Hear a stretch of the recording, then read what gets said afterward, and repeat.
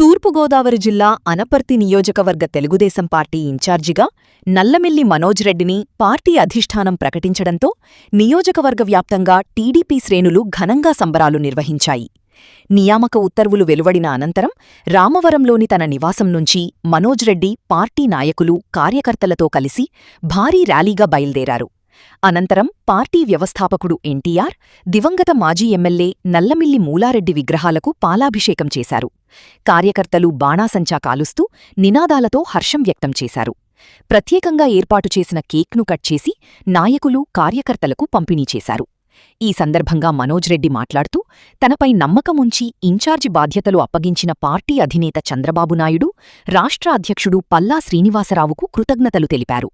3 తరాలుగా తమ కుటుంబం పార్టీకి సేవలందిస్తోందని, ఆ సేవలను గుర్తించి ఈ బాధ్యతలు అప్పగించారని చెప్పారు. నియోజకవర్గంలో పార్టీ బలోపేతానికి కృషి చేస్తూ ప్రతి కార్యకర్తకు అండగా ఉంటానని హామీ ఇచ్చారు. ఈరోజు తెలుగుదేశం పార్టీ జాతీయ అధ్యక్షులు శ్రీ నారా చంద్రబాబు నాయుడు గారు కొన్ని చోట్ల ఇన్ఛార్జి నియమించడం జరిగింది.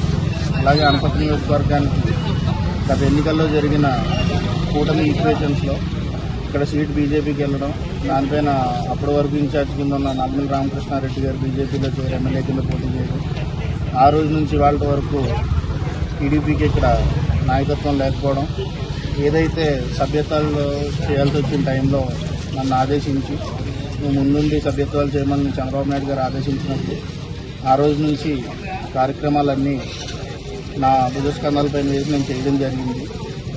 ఏదైతే నేను పడ్డ శ్రమని పార్టీ గుర్తించి ఈరోజు అనపర్తి నియోజకవర్గానికి నన్ను ఇన్ఛార్జ్గా నియమించడం జరిగింది. ఏదైతే పార్టీ నా పైన బాధ్యత పెట్టిందో దాన్ని సక్రమంగా నిర్వహిస్తానని తెలియజేసుకుంటున్నాను. Thank you.